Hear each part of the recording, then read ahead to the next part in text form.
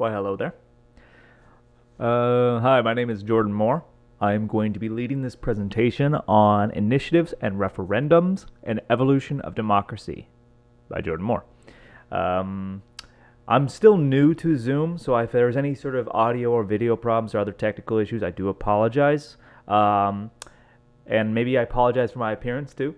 I don't know what winters are like in Arizona, but here in Washington they are quite cold, and I work outdoors, so the bushy beard is wind resistance. It's a nice insulation. All right. Hopefully you only knock me down a few points for presentation. All right. Okay. So if we're going to get talking about initiatives and referendums, first we need to know what they are, right? So initiatives are petitions with a certain number of registered voters can sign in order to propose a new law or constitutional amendment. Referendum, a general vote by the electorate or over a single political question that has been referred to them for a direct decision. Now, the best way of understanding the key distinction between these two ways of proposing new bills by the populace would be the words themselves, right? Initiative, initiate, and referendum, referral. So initiatives are bills or proposals for new laws that are initiated by the people themselves through a certain number of petition signatures. And we're going to get into the specifics of that later on when we talk about the process. But that's the key thing you need to know. When the people want a bill passed and they want to bypass the legislature, they can go directly by raising signatures and putting a vote on the ballot for that proposal. But there is something known as indirect initiatives. Instead of directing a vote to the populace, sometimes these petitions can be gathered in order to force a public vote in the legislature. A lot of that would be sort of just like game playing. Which do you think you have more votes in? Is it the legislature or is it the population? Anyways, yeah. But the referendum, the key thing you need to know is that is actually started in the legislature. They propose a bill and they want to refer it back to the people for a vote on it, rather than voting on it in the legislature themselves. So once again, this is always about examining: do we have enough votes, or do we think we have more support amongst the people or amongst the legislature themselves in the House or Senate? So that is the main distinctions you need to remember: initiate and referral. All right, moving on. About the initiative process itself. Arizona requires signatures from 15% of qualified electors for any constitutional amendment or 10% for any statutory amendment. So if you have a voting population of 100,000 people, you need 15,000 signatures to get a new constitutional amendment, 10,000 signatures to get a new statutory amendment. Remember, it has to go to the ballot to get voted on, but that's what the petition process would take. The difference between a constitutional and statutory amendment is that a constitutional would mean a change to the state's constitution itself, and a statutory would just simply create new laws. Usually constitutional amendments are much harder to repeal, and statutory amendments usually just take like a simple majority maybe to repeal. Now, I think Washington has my state, home state, has initiatives and referendums as well. I'm not as certain about the particulars, the specific percentage of the qualified electors that you need to propose an initiative or a referendum. Just initiative. So that can vary from state to state, I'm sure. I didn't look into any state. I'm just looked into Arizona's. Petitions need to be filed no less than 4 months preceding the date of election. So presuming that election is in November, you need to have the petition with 15,000 signatures, or 10,000 by July. All right. The referendum process. So either the legislature or a petition of 5% of qualified electors may propose a vote on a particular issue. So once again, this is the legislature has a bill. They want a vote by the people, or 5% of the qualified think that they should have a vote on it. So these measures may not be proposed that would repeal necessary laws for the preservation of the following: public peace, health and safety, maintenance of existing government institutions, and petitions must be filed by July. Must be submitted no more than 90 days before the final legislative session. As you can see, that's kind of a really broad umbrella of things that don't qualify for the referendum process. But yeah, let's just say let's say hypothetically, I'm going to say something really stupid just to make it seem like this presentation is somewhat neutral. Let's say the legislature wants to make Tuesdays officially Taco Tuesdays. Awesome. But they don't think they have enough votes in the legislature. So they propose the referendum, and in November they vote on it. This wouldn't pertain to public peace or health and safety or maintenance of existing kind of government institutions. It qualifies as a referendum. All right. Next, we're going to get into sort of the veto, amendment, and repeal process because, as we all know, in government, we need a system of checks and balances. It's not enough to have a simple majority be the strong arm over the minority. So the process for vetoing is if a vote of 60% by the electors can be voided. A vote of 60% of the electors can void the governor's veto power over the new taxes passed by initiative or referendum. There is no veto power for non-tax initiatives and referendums. A simple majority is sufficient. So if all I'm trying to do is create Taco Tuesday, 51% is enough. Governor can veto, sorry. But if I want to raise taxes to make free tacos or something on Tuesdays, that would need a 60% majority, 61%, and then there's no veto. I don't think that probably is a violation of some other clause in the Constitution, but I'm being funny here, okay, so give me some leeway. If 75% of both House and Senate approve, they can amend an initiative or referendum passed by the people. Perhaps the House or Senate, the legislature, want to add on something that they think would make the bill more doable, pragmatic. They can do that if they have the 3/4 majority. If two or more conflicting initiative referendums are passed in the same election, the initiative referendum with the most affirmative votes wins. Going back to my Taco Tuesday example. So we have Taco Tuesday referendum, and then you have Burger Tuesdays. I don't know, some people like burger. I like burgers. 52% people vote for Taco Tuesday. Only 51% voted for Burger Tuesday. Tuesdays are now Taco Tuesday. The most affirmative votes wins. So obviously you can't have two competing foods in the same day. That would be chaos. Dogs and cats living together. Ghostbusters. My spacebar didn't work. Sorry if my chair's really squeaky too. I need a new chair or at least to oil it. Okay, so what are some of the benefits of this initiative and referendum process? Well, you would get a more representative and accurate reflection of the wishes of the governed, more engagement amongst the citizenry, and I'll get into the last one in a second. Let's talk about this first two for a little bit. More engagement. We want to encourage people to take part in the democratic process. We want to know the will of the people when we are governing them. Not that I'm governing them. I'm just speaking hypothetically. We as a society, we need more active participation from all of them. I think a big complaint from, I think both political sides, honestly, is that too many people are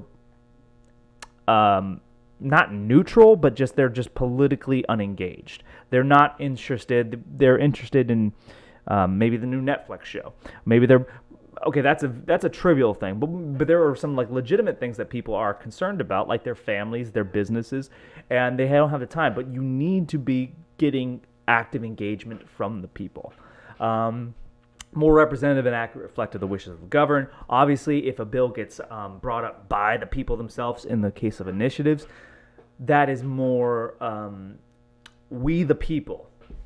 It's not we the legislature, which can represent a whole host of people that don't necessarily represent the values of the people. That's my last point, that in terms I talk about the benefits. It would diminish the power and opportunity for corruption of the political class.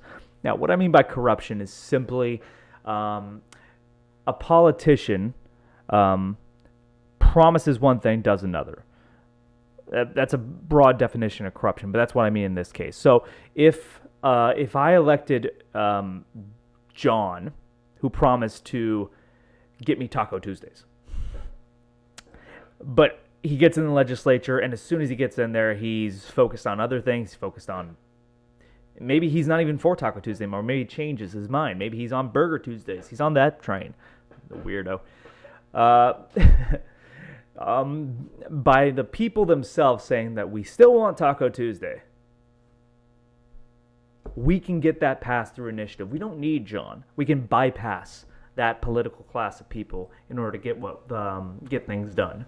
So that's sort of the main benefits of this process. More engagement, better representation of the people's wishes, less gridlock, more action. So that's kind of a good summary of some of the benefits. Boom. Okay, what about some of the risks? So everything in life is a cost-benefit analysis. What are some of the risks involved? Well, the overrepresentation of activists as opposed to the true will of the people.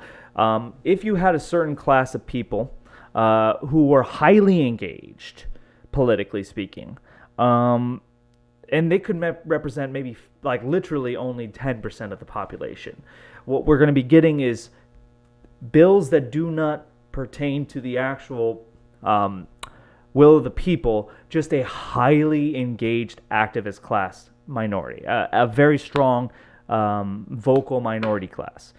Now, this will always be override by the actual ballot in the election, but you never know.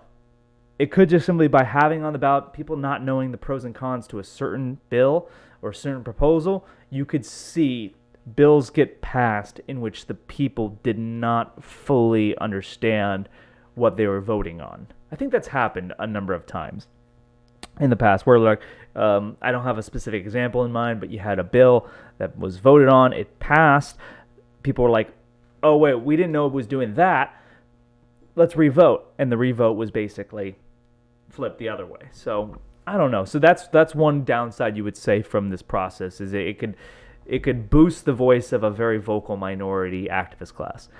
Direct democracy is explicit. I threw this one in. I don't know how much this is fair, but direct democracy is inexplicably and forever tied to anarchism. So many anarchist philosophers believe that direct democracy was a path towards anarchy. Most anarchists actually do see themselves as the people. People hear anarchy, so I put this: anarchism is associated with violence when their demands are not met. That much, I think most people can agree. When anarchists don't get what they want, they usually tend to say, "Well, I'm not going to curse. Destroy the system." They say other things, but what I think some like more educated or intelligent anarchist philosophers would probably say, no, this is more about like giving more power to the people. This is a quote from author Alan Moore. He wrote V for Vendetta. He wrote a lot of great stories. I think he wrote Dark Knight Returns and Mouse. Mouse might be someone else.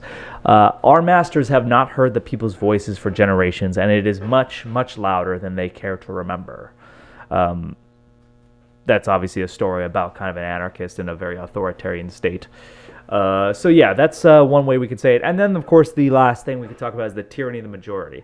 Alexis de Tocqueville has talked about this. Many of the founding fathers have talked about this, is that true democracy, just direct democracy, is two wolves and one sheep vote on what's for dinner.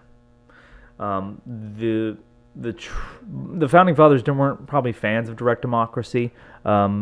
They wanted more power to the people, but they still thought the people were mostly, I would guess and wager, uneducated on certain matters, and that doesn't mean that they are necessarily the best at guiding policy.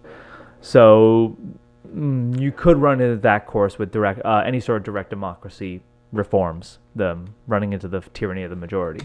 All right, but moving on. What is direct democracy? I said that a couple times. So direct democracy is the political theory that all matters of societal importance must be voted on by the public. I think that there are some cantons in Switzerland that do democracy this way, but for the vast majority of the world, in the democratic world, most matters of importance are voted on by a legislative class. So you elect your leaders, you elect your representatives, and they vote on matters of importance. That's how the federal government works. We don't have initiatives and referendums in the federal level. So when we have federal laws passed, it's always done by our representatives. We get to choose the representatives, though. And they are supposed to exercise their own, they're supposed to keep in mind their wishes of their constituents, but also exercise their own independent judgment. All right, so direct democracy would be as opposed to indirect democracy, which we more charitably would call representative republicanism. That's how I think the founding fathers saw the federal government, in which the public elect their leaders to vote on matters of importance, right? So, if Taco Tuesday is only left to the political class, we're never going to get it. So in this case, I really support direct democracy. I hope I'm not being too cheeky and fun. I'm just trying to have fun with this, make this presentation entertaining. All right. Okay. So the Arizona Constitution and direct democracy ensures the rights by the citizenry to enact legislation via initiatives and referendums. This was a very revolutionary sort of move in the evolution of democracy in the United States. It was influenced by the progressive era, which kind of comes around the end of the 19th century into the 20th century. This was a time when you saw a huge growing divide between the political and capital class versus the average person, the common man. And I think there was a lot of growing resentment about that fact. They wanted more say in their democracy. So Arizona was founded in 1912. Not the territory, mind you, the state.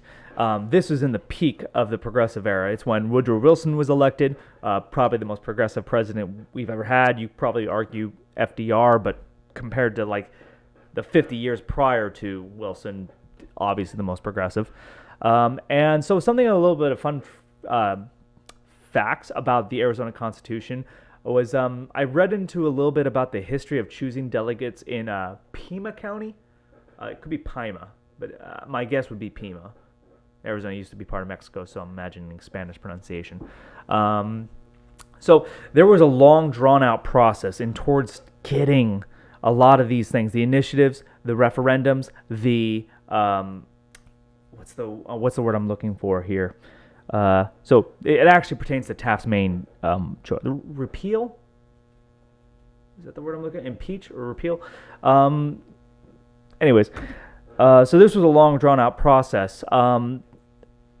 What happened was, leading up to statehood, a new movement was started within Arizona by labor unions called the Labor Party. See, the Labor Party, the labor unions, didn't feel as if the Democrat Party was progressive enough. And the Democrat Party was very resentful of this fact. If you're going to divide up our vote, we're not going to get the votes we needed to get these sort of like initiatives and referendums and repeals and all these things we want in our Constitution. If you're going to, you're going to divide us, and they almost thought it was a ploy by the Republicans to create the Labor Party, and I'm not 100% sure if that was the case, but there was definitely obstructionism being done by the Republicans. The Republicans, with the Enabling Act from 1909, they wanted to basically push off the Constitutional Convention because they thought that the changing political ties and if Taft and everything, they wanted to try to downplay the progressive movement that was going on. So there was a lot of politicians from states like Ohio and New York who flew in, businessmen who they definitely felt as if this progressive movement was going to hurt their corporate wishes. So there was much national attention on Arizona around this time because this was seen as like kind of like maybe a tipping point that you needed to focus on, national focus. Eventually, the state did become, the territory did become a state. But Taft, specifically, his big grievance with the Constitution, because it got passed within the state of Arizona. It went to the federal government. Taft initially vetoed it because of, it was about the judge repeals. I don't think that's the right word. Unfortunately, I'm blanking on the actual word. But like when you fire a judge because it doesn't fit to the will of the people. Anyways, But the progressive era is a very interesting time, and also I see the similarities with today's world. You know, I have a lot of conservative and progressive friends, so it's kind of funny how this works. I think history is very cyclical. I think we're in something of a kind of a populist progressive era, and I'm curious which way that's going to go.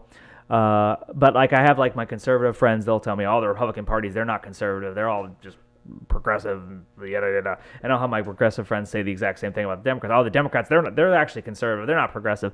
It's amazing, but I think it's about ideological purity. When you really are true ideologically pure, you see the parties as not on your side, when really they're just more pragmatic. When you realize in democracy is all about compromise and working with each other to try to get things what you want. But the truly ideologically pure people can't accept that. They want, no, we do not concede. And I find that funny, just because that's exactly what was going on, like in the Arizona Constitutional Convention. This Labor Party set up specifically because they thought the Democrat was too conservative. The Democrat Party was actually just a party of conservatives, and they were pro-business, and they weren't pro-labor. I just thought that would be kind of a fun anecdote to talk about, so... It's an interesting story. I can't remember the names, unfortunately. I'm not well-versed in Arizona history, but I'm learning a lot, and I'm quite enjoying it. I never was that into Washington State history when I was going to high school, but I'm finding Arizona history kind of fascinating, to be honest. All right. Hopefully this presentation wasn't too long. Hopefully it wasn't too dull. Hopefully it was informative. I got my references here in alphabetical order, so I did a good job. Anyways, if you're more curious about the history of the Constitutional Convention, I'd recommend this paper from the Journal of the Southwest. It goes into more detail about the specific people involved and some of the specific tactics that it definitely feels like there was a lot of obstructionism on the Republican Party's type. I don't think the Labor Party was a Republican ploy. That was just because, there was a lot of people back then that was not happy with where there was going. I wanted to emphasize that there was a lot of divide even within the state about the initiatives and referendums, but it was mostly the repeal of judges that Taft was opposed to. I'm repeating myself now. I tend to ramble a bit. Hopefully you've enjoyed it. I've said that already, so stay safe out there and stay hydrated down in the desert. All right. Have a good night.